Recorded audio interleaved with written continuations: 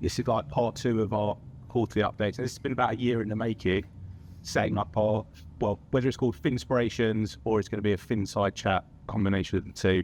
But the idea, what we wanted to do is bring in like exciting guests and have you guys sort of live out a live kind of training experience really, and just learn journeys of founders. And in this case today as well, we've got Jen with us, who's one of our CFOs that you guys have all seen around the office. So really excited to get this up and running. As I said, it's been about a year in the making. So finally we are up and running. We'll look to try to do this quarterly. And obviously it's going to end up being more interactive. So we've set it up as like called it Finside. I don't know if any of you guys know. It's in relation to like Fireside Chats. So Fireside, we don't have the 5 days, but it's all just an informal way of just having a free-flowing conversation. Very informal, just like getting great insights into career development in terms and growth in terms of Jeff's perspective and Benjy's journey in setting up Connect management. So yeah, we will continue this every quarter. Benjy and Jeff, just a little bit about what you do at the moment, things like that, and then we'll kick off into how the journey commences on that moment. Hello everyone, nice to meet you all. So I'm Benjy. I founded a company called Connect Management, it started as a talent agency, which traditionally has basically been for celebrities, for their managers, helping them get commercial opportunities, stuff like that. When social media started popping off over in lockdown, I thought, right, why do these people not have managers too? So I started working commercially with a couple of friends of mine who built up a following and basically created the first social first talent agency. Grew it from 10 people all the way to now 50 staff. We represent 180 different influencers all across the country exclusively, some of which are on YouTube, Instagram, TikTok. They do a bit of everything, and then expand that out to now working with brands as well. So we have an agency that essentially strategizes and comes up with creative for brands on social media. As well as that, we set up an agency, an academy, which is like a football club. We basically take people with no following and give them all the tools that they need to become an influencer and help them monetize, and then push them into our main roster like the football club does. And the reason we got that idea is because I invested along with my family into a football club about 2 years ago, and that was a terrible decision. But given that, and everything else is going really well. We've been working with FinHouse now for probably coming up to 2 years. And Jeff is the CFO on our account. I work with Oscar, Chelsea, loads of other people on just basically, I guess, formalizing the finance side of the business. It was all done in my head 3 years ago, which was a bit wishy-washy. Not that it didn't work, and somehow managed to keep it going. But having the formality now is obviously a massive improvement on where we were, but we get in basically the state of the business when we first came. It's just We've been prepping for a year. It's just me, so no great surprise, but then you'll bring excitement. I know a few of you. For those who don't know, I apologise, I haven't kind of met you properly or warmly. I'm just not vibrate with B2B people or even with existing people. No, I've been working with FinHouse for a couple of years actually. I was thinking about it. Met Marc and James a couple of years ago because I was working fractionally to CFO. I'll go back, talk about my career at another point, sure. But been working as Benjy said on Connect, and also another client with FinHouse where I actually work with more formally now. Working with team Chelsea. Oscar is not here, so we can say what we want about Oscar. So I'll go on to kind of give my background. I'm sure it's hope to go off, but you've given us an overview of what Connect does. Take us back to when the idea, like when did it start? What were you doing before Connect? I know you look like you've been out of school for about 2 years, but let's take it back to where did your career first start and kick off? So I hated school. It was an absolute probably nightmare to look after in school. Suspended all the time, nearly expelled a fair few times, and there's hope for instance. And just really knew that university wasn't an option for me. I considered myself to have a bit of a gift of the gab, which meant I could go and sell stuff. Actually in school I had a couple of different businesses selling hand sanitizers and sweets and just random stuff I could get from America and bring over. But I was working in advertising. I was doing sales, left school, got the job straight away. Was working in a basically a boiler room sales environment where I had a little headset and I was like, hello, it's a Benjy calling. People would be like, fuck off. And that was basically my life for like 2.5 years. It wasn't very pleasant, I'll be honest. And there were plenty of nights where I was just like, what the fuck am I doing? And then this thing called COVID happened, and it was negative in a lot of ways and positive in so many other for me. Like, I was stuck in a house with nothing to do. I had a couple of phone calls from one of my friends who was like, I've got 1 million followers on TikTok. And at the time I was like, what the fuck is TikTok? I went on it. It was a bunch of like 8-year-olds dancing. This is really confusing it. But I thought, right, if you've got 1 million people, my adverts that I was selling, so I worked for an airline company and we basically sell like magazine pages and plane wraps and the back to the seats on the EasyJet and just like random stuff. And like, my magazine would probably get seen by like 1 million people in a month. And I was like, right, you're getting millions of views every single day. There must be somebody here to advertise it. So I basically just started reaching out to advertisers I'd worked with before on LinkedIn and just being like, hey, I've got this guy. Do you want to work with him? And after 3 months, we made 250 grand in revenue. Wow. And I was like, hang on, this is like more money than I. At the time, I was just taking a percentage. I said to him, I'll work for free. I'll take a percentage of the revenue that I generate. And it was just like, wow. What is this? This is like more money than I'm making in 6, 7, 8 months. So I decided that was an opportunity to jump into a full-time business, and one client turned into 2 to 3 to 4, basically just off word of mouth referrals. And it got to a point where I was like, okay, I now actually can't manage this on my own. So I actually went to the most logical place that you would think to hire someone in my poker group chat. And I was like, hey guys, you want fancy some admin work, £10 an hour. And someone that I'd known for like 20 years replied being like, I've literally just lost, like been made redundant in my estate agency job. Let me come and help you. So he came, and after like 3 days, I was like, yeah, this is working out. This is perfect. And I hired him full time. He's still with you today, like me today. I haven't looked back since. He's one of the directors of the company. So yeah, it was the two of us for probably 5 or 6 months until lockdown ended. And then I was like, right, I want to formalize this. I want to turn this into an actual business. So my big thing was office space. I was like, I want a physical hub where people can come and actually like see me and know that I exist. I felt like a lot of the agents or the agencies that were forming during lockdown basically weren't real people. Like, it was just someone behind a screen. There was no care, there was no affection, there was no client relationship. So I wanted to build out basically somewhere where people could come, a hub. So I went office hunting, found somewhere. We're still there. It's still like, And you just bolted on that. It's great. It's like a courtyard with loads of different office buildings and cool people there. And slowly but surely, we've taken pretty much every single bit of the courtyard, whatever you want to call it. So yeah, I got the office space.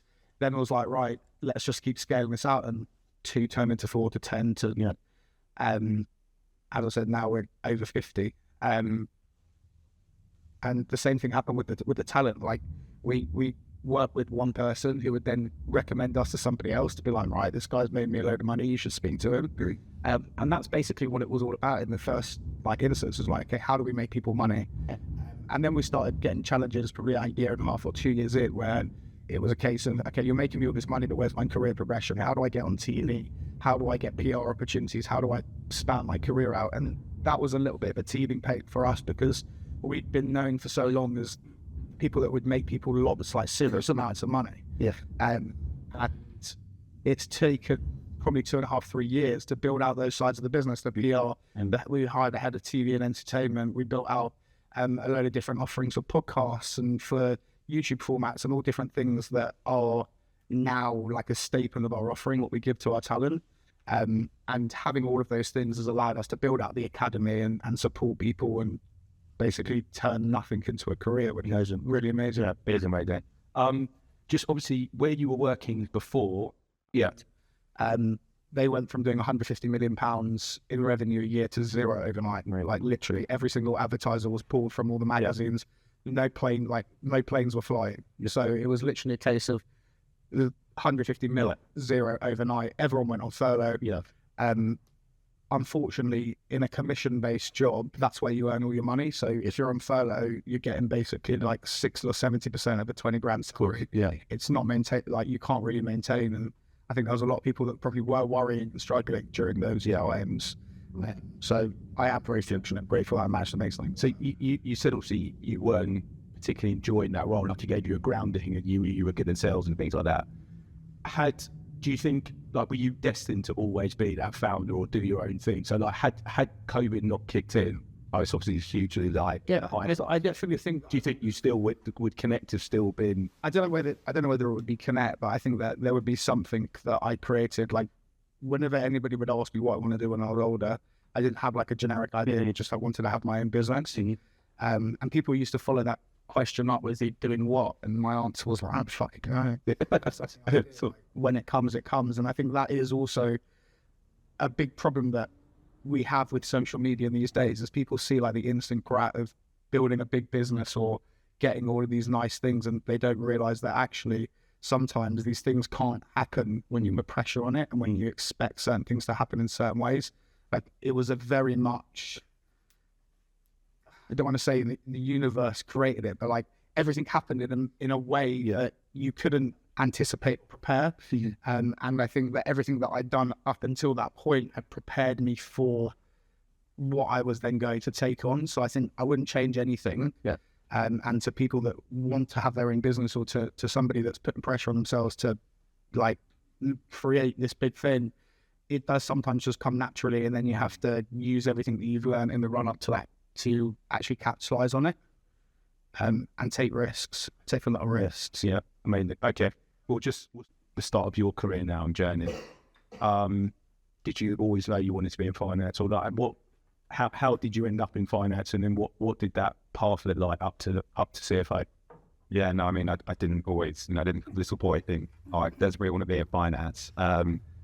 But similar in some ways, I wasn't entirely sure what I wanted to do. And I started out quite a traditional route, just because I guess, think about 20 years ago or whenever, there wasn't as much optionality. I guess it was quite traditional. You're going to do certain things, a certain career path, quite linear. Then being in your focus, and finance was an option, just a good thing to go into because it's sensible and allows you to then do lots of different things down the line. Don't worry about it now. Just kind of get a good grounding, get a good a good basis. And I had traditional route was at PwC, where I got professional qualification, which was it was good in lots of reasons, and obviously it's something that now you can use, or I can use, through lots of positive reasons. But I didn't really enjoy a big organization, a lack of kind of direction, the lack of real kind of me feeling like I was very small, obviously in a huge cog, and that didn't really agree with me. I didn't really feel particularly motivated. So thinking about where to go next, I decided to go into an investment role.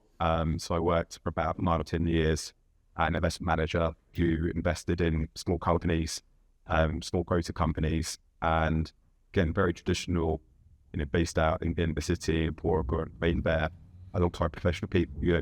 Really great job, and did great for a lot of reasons, met loads of invested companies, made a really great network. But then about 5 or 6 years ago, during COVID actually, I left from that role, and didn't really have an idea of what I wanted to do, but just thought, actually, I don't want to do what I'm doing now.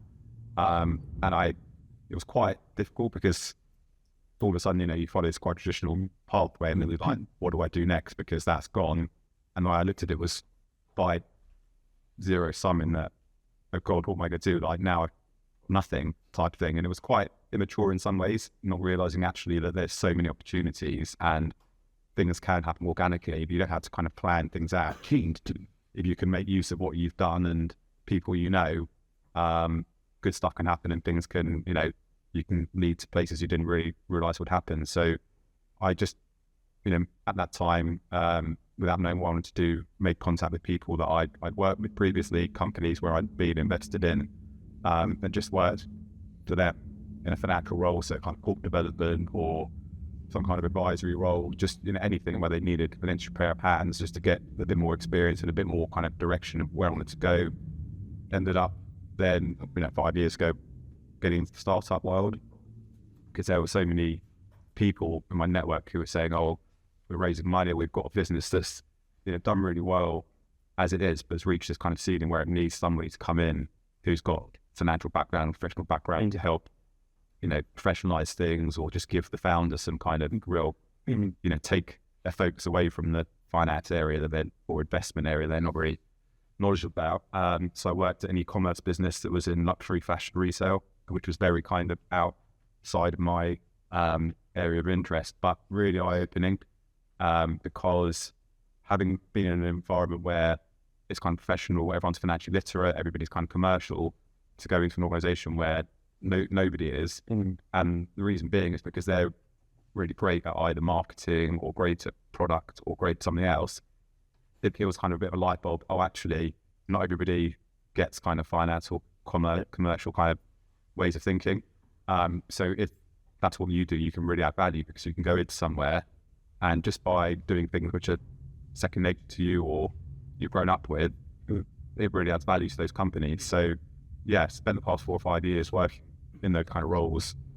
To say, like in e-commerce, I worked at a business that was a paddle operator, one of the first ones in the UK that was setting up and kind of ahead of the curve, which was great, because that's obviously quite an exciting area to work in.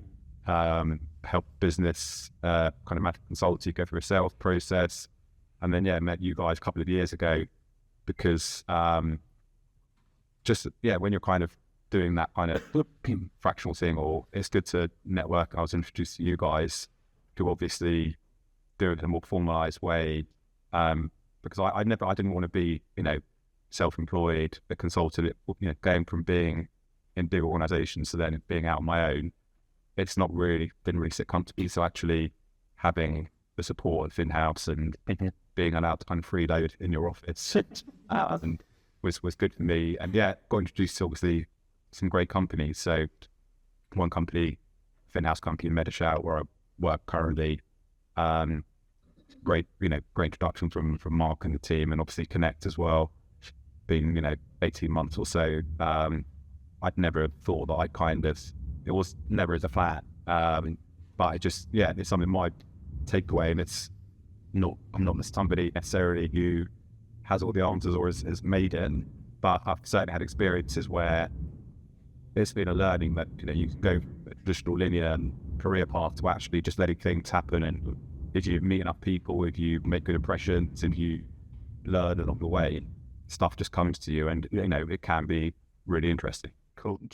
What's the biggest shift you've seen in terms of what makes a dynamic and relevant CFO now today? Because you've also been quite involved in operational side of businesses as well. Has that played like a key part in there? And also, just kind of adding to that as well, what's been, like, say, the hardest transition for you from, say, the doing to leading? Yeah, I think on the second, in terms of like doing versus leading, I don't think I didn't, you think about CFO, and again, there's kind of one way of being there is starting, and I have to be careful I say this, because I don't want to, I know obviously the way that FinHouse operates, and that, you kind of have operator, manager, director, and then CFO potentially. I actually didn't do that, and my path, there's probably gaps actually that I was never kind of a finance manager, or didn't do the doing that you would have in traditional finance roles in organizations. And I came to kind of CFO in a roundabout way by having an investment role, do some operational stuff, and then CFO. So I think what that kind of says is that, being a CFO is a different kind of, it's not, and it's like what we all say, you're not doing kind of management accounts and the stuff that you're kind of helping with the presentation, but you're not going in and doing bookkeeping. And it's more about leading in terms of really having that vision to challenge founders in, what's the business case for doing such and such a thing. I think a lot of the time you're thinking about external stakeholders, and if there's going to be investors that you want to bring in, or if you're going to want to sell out, that when it gets to that point, they're going to want to know, they're going to want to see certain things or know why certain decisions have been made. So you're kind of always thinking a year or two ahead in terms of, should we be investing in listing or allocating capital there? I want to hire such a person. Why do I want to hire them? What's the business case? What's the ROI they're going to bring? And like Benny was just saying before, there are some businesses that are perhaps in a good position where they're too profitable and they don't necessarily need the discipline of looking and thinking, why am I doing certain things? Or there are others that are less profitable and actually there's a real keen focus on ROI and like business case and things. I guess it's just thinking outside of just like the numbers of like a lot more about the business, a lot more commercial. I think one of the misconceptions is that CFOs, he's the numbers guy, he's the finance guy, he pulls the purse strings. It's actually much more about the commercial business reason for doing things. Yeah.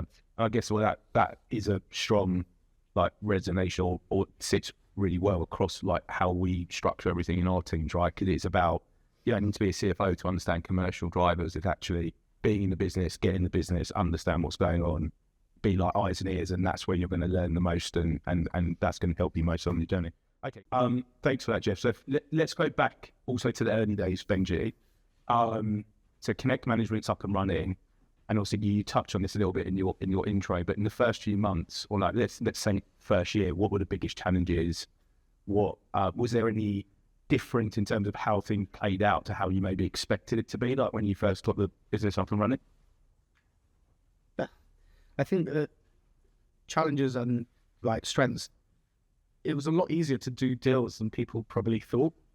And coming from a traditional media background, like trying to sell somebody to buy magazine pages, quite difficult. Like I challenge people to go and try and do that in today's market. I think it'd be too like. There's to be fair, the magazines that I used to sell are now up and running and doing more revenue than they used to do, because people are now like wanting to go, but they've gone from no magazines to now like, oh, actually I quite like the fear of flicking everything. So I would say it was easy to do the deals, but then there were challenges like the admin side of stuff. Like I'd never run a business before. I was getting set up on softwares like Xero for my accounting, my invoices. I didn't know how to work it. I'd never been taught how to do it. So I was just kind of sending invoices willy-nilly without realizing that you have to reconcile everything. So I basically did 2 years of invoices out with zero reconciliation. So when we kind of know about that. when I was like, I sat down with the accountants, and it's not the accountant's fault whatsoever. The accountants are there to do tax returns and make sure you're paying your VAT and whatever. I sat down with them and I was like, so why does it say that I've got so many fucking overdue invoices? Like, I'm so confused. This one's paid, what's going on? They're like, no, you've got to reconcile where that payment's come from and which card, and Amex cards, and it's basically just money everywhere without understanding where to put it. And it wasn't a case of spending money we didn't have or not knowing what our cash position was, because for some reason I've got very weird memory when it comes to numbers, where I can just know exactly what it is out and stayed on top of it. So obviously, when does that going on? How did you?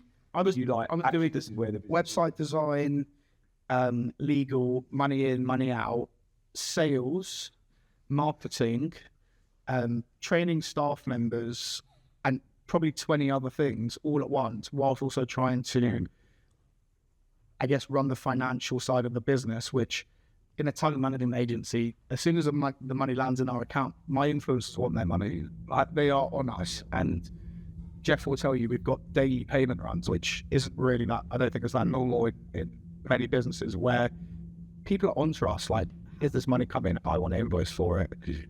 So there was a lot of money coming in and out constantly, and I was basically doing that whole process without doing anything on the back end.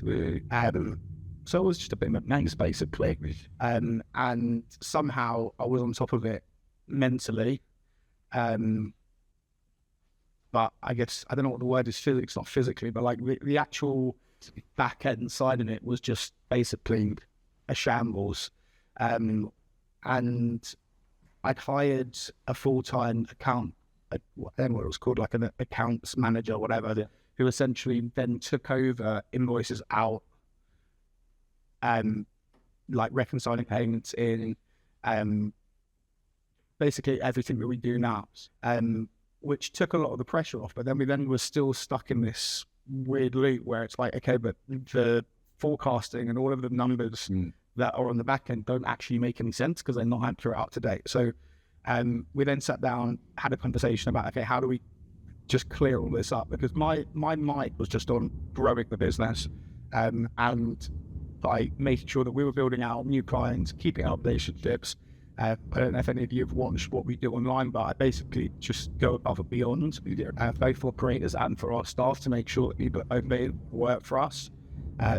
That's incentives all the time, like so many different moving pieces from a finance perspective that people don't think about, like submitting a PSA to make sure that we're paying the correct tax on gifts that we're sending or giving out to staff members.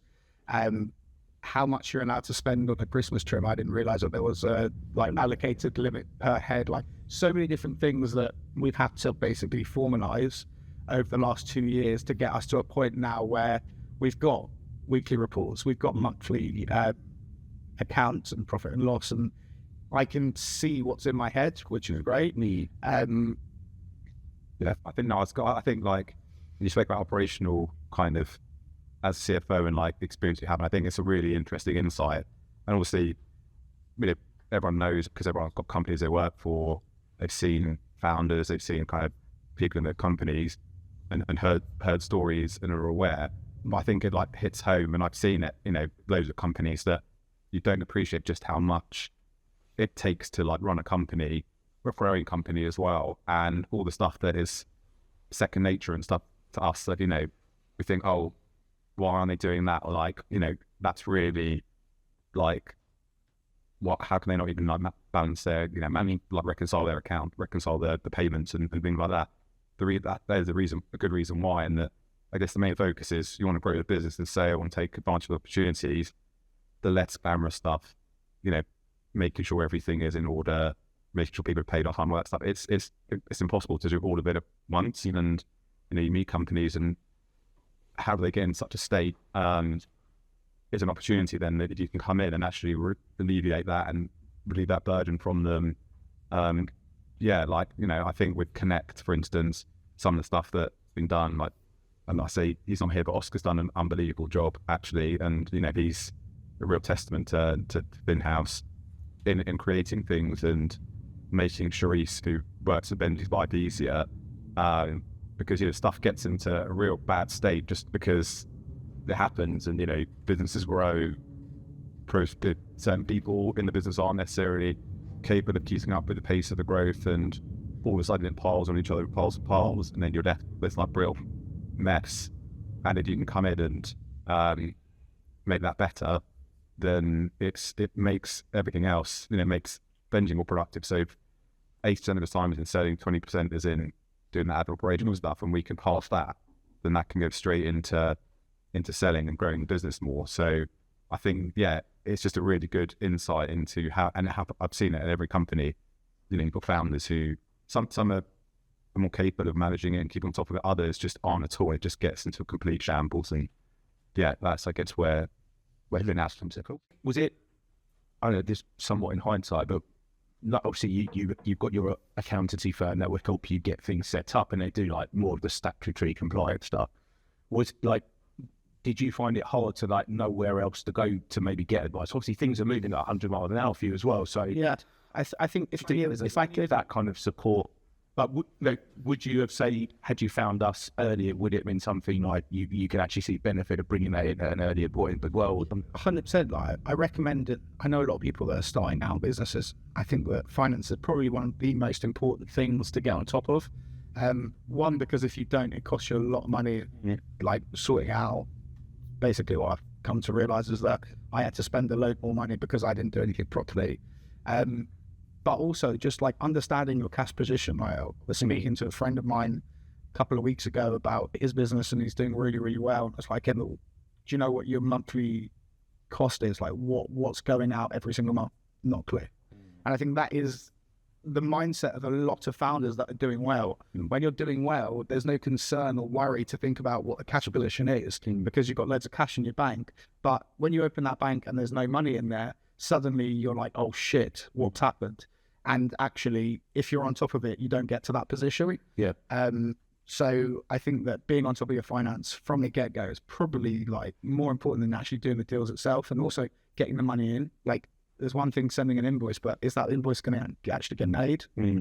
Yeah, no, I think it's quite good, like conditioning thing for FinHouse as well, because there's another company I work with that they again, like Connect, they're actually in a position where they're doing well, so it's less of a problem that, you know, stuff's hitting the fan and they're in serious trouble, but they've got to a point where they're really creaking and you know, can't keep up with it, and the founder as well is doing stuff that you shouldn't be doing, and so he's created a list for me of like all stuff that he shouldn't be doing or doesn't want to do.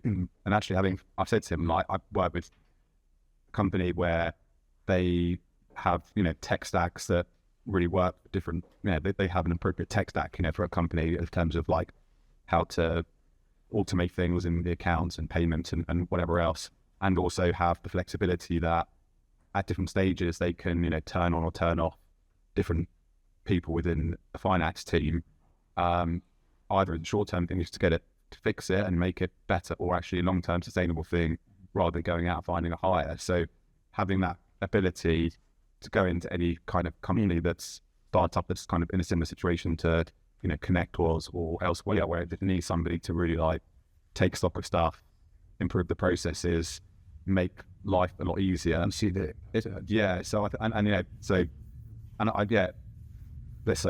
It exists every company. Like, there's no company gets it right from day one in having the optimal finance structure. So there's opportunity, you know, bound to any. I think also you just can't be good at everything. No, there's this misconception that like a founder should be able to look after all of the finance and do all the marketing and do all the new business, and then you lead all the legal, whatever. Like, the whole reason I'm good at being an entrepreneur is because I'm good at delegating and understanding what I'm good at and what I'm not good at. Finance, I'm not good at, hence why I then delegate that out and make sure that that's been done properly. The same with legal, the same with graphic design. I used to sit when it was just me, do the Instagram page graphics and do the website. Like, I literally sat on Squarespace or whatever, I can't remember what it was, like dragging things, like I had some sort of graphic design. I was so impressed with it. It's literally the worst thing you've ever seen in my life. But at the time, I was like really fucking proud of it. So like all of these things are happening. You can't possibly be good at all of them, and if you are, you're like and It helps you grow as well, right? That's the key bit. Yeah, you need that support to help you go far. The difference between a good entrepreneur and a bad entrepreneur is being okay with the fact that you're not good at certain things and being able to hand them over. I think if you're too controlling, or if you want to do everything yourself, then at some point you can trip yourself up because you can't be good at everything. Finish off on the finance bit, just for the benefit of seeing Benjy as well. What are the few numbers or few KPIs that are like your non-negotiables that you are constantly kind of looking at, and why that's important to you? I want to know what we're spending on a monthly basis compared to what we actually generate, but then also cash in versus cash out. Like, just because we generate X amount of money in a month, some of our invoices take 60 to 90 days to pay. So just because that revenue's there on a CRM system, it doesn't actually mean that money's hitting our bank account. And if the money's not in the bank account, then you can't pay your bills. Yeah.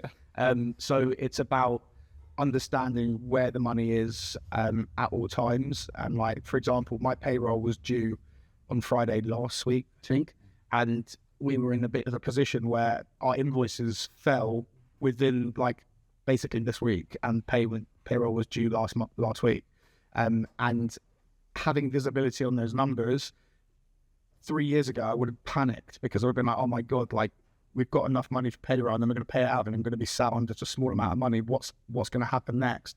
But I knew that money was coming. So it gives you that confidence and that ability to, I guess, take some of the stress out of running a business. I think cash position is always a weird one, because you're always going to have debtors that pay on time or whatever. Like, that's the biggest thing that I think me and Jeff are trying to work out, is how do we make sure that we get into a consistent position where people are paying us on time? Because that's when we have cash flow issues, is not because we haven't done the revenue, it's because the clients haven't paid us on time. Yeah. And I think that is a massive problem for most agencies, especially because of the nature of the business and the way that people pay. So yeah, I guess having that structure helps us. A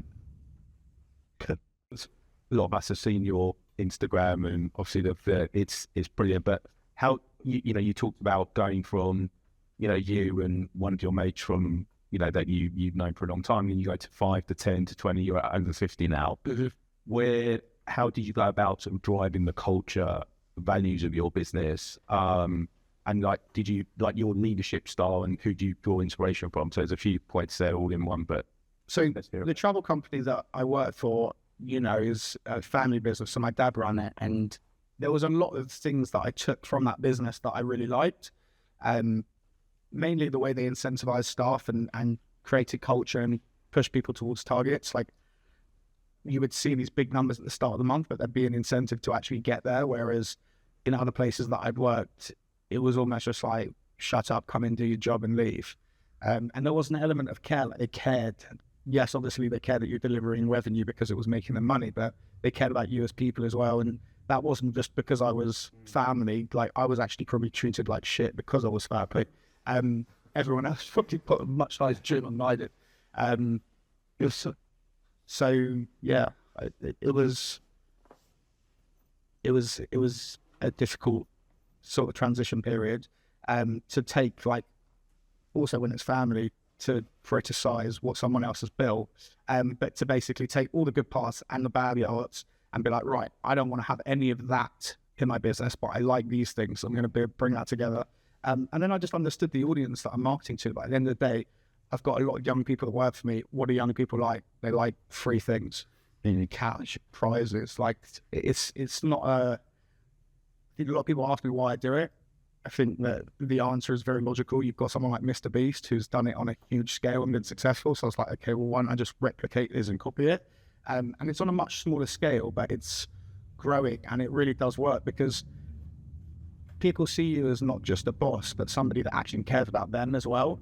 And outside of all of the incentives that you see online, there's also other incentives that I make with people personally that I wouldn't post about, that are more personal things that someone says, oh, I'm struggling with this, struggling with that, and I'll work away. How do I help you get out of that situation or build towards moving out, whatever. Like, there's so many different things that I do behind the camera as well. And I think that is the difference. Like, it's not for show. And I think that it's easy to see like videos online and think, okay, it's just marketing, or, it's great when the camera's rolling, and then as soon as the camera's off, everyone gets treated like shit. It's like, get back to work. That's not the case. All of my staff have private medical insurance. They're incentivized. They're paid higher than the national, whatever the thing is, like the going rate for their jobs. They're all incentivized on uncapped commission if they're in sales. If they're not in sales, they're all incentivized with bonus skips twice a year. Like, I really do everything I can to make sure that people enjoy coming into work. I want to create an environment where it's like, this is fun. And little things like, I've got this guy on speed dial who's an ice cream van. As soon as the sun's out, I'm calling him dad, because literally I could give every single person in Mr. Whippy 50 quid. It's like, 50 quid, what's 50 quid to a founder? Yet every single one of my staff are like ecstatic and oh, I'm doing a bit of ice cream, right? And it's like, these are things that if you're just selfless and you do things because you want to look after people, like deciding, okay, cool, I'm going to sort everybody lunch today because we had a really good week. Like, those are things that just come naturally to me because I don't see these people as staff. Like, I see them as genuinely people that I see them every day. They're basically family. And I know that there's that, like, this weird cliche, people like, with businesses and family, it's all product, it's like, it's marketing. They're just there to get the best result. I genuinely want every single person that works for me to do well. And that's, I guess, a difference in my leadership style. I'll never lose my temper. I'll never have a go at somebody. Like, I'm a very relaxed, calm, like, normal guy that just wants to do well. And by me doing well, I want everybody around me to do well as well. Moving more towards like the future now, the next kind of 2 to 3 years, what does that look like? Like, where do you kind of see opportunities, and how, and tell us also a bit about the shift on everything moving to more social media platforms, moving away from traditional like TV formats and things. I know you and I have talked about this before as well. It's pretty interesting for people to hear a bit around. I can start with like the future with social media, I guess. So yeah, I haven't had trade agents yet. Good wisdom, Don. It sounds like me coming down the stairs. So I wait for hours of the sunset, having just tell 3 a.m. This terrible to see it's like sound effects as well. It's how to mention. So where I see social media going is I don't see TV dying. I don't think it's possible for TV to die. It's too big of a platform. But I see the two really like merging and collaboratively working together. Like you've seen Angry Ginge, GK Barry, people like that going on I'm a Celebrity and some of these bigger shows. They are the reason that a lot of the younger generation tuned in and watched those TV shows, and they had higher viewing numbers than any of the previous years. What that shows is if they want to attract a younger audience, they have to have a mixed cast. Like they have to have people that attract to a slightly older skewing audience and people that attract to a younger skewing audience. And, you know, that means that a lot of these big social stars are going to become the next wave of like A-list celebrities in this country, not just this country, across the world. So I think you're going to see a massive shift where a lot more social people will be on your traditional TV shows. Again, already happening, even like SAS, Army, whatever, those shows. And you've got people like Cole Hands, random influencers on there. So it's definitely happening more so. So that's my like hot take and like what's going to happen to the industry. And then I just think YouTube is going to continue to be really strong. Creators have the ability to basically create television, but for themselves. That's all the way from like actually ideating, coming up with the idea for a show, to casting it and to have free rein to do whatever they want. I think the problem with traditional TV a lot of the time is they're restricted with what they can and can't say. Like brand safety is a massive thing, but also there's an element of if you want something to be funny, sometimes there's not like it's not particularly safe to watch for younger audiences or whatever. And like an example of that is we've got this amazing lady called Brian Brown, who's an 88-year-old, I guess you can call her an influencer. She goes and interviews all of the biggest stars. So she's interviewed Chris Hemsworth, Kim Kardashian. And that's the one that kind of blew up, wasn't it? Was it with Kim Kardashian? Yeah, she's gone massive. I probably say the last few months is probably one of the most relevant creators in the country.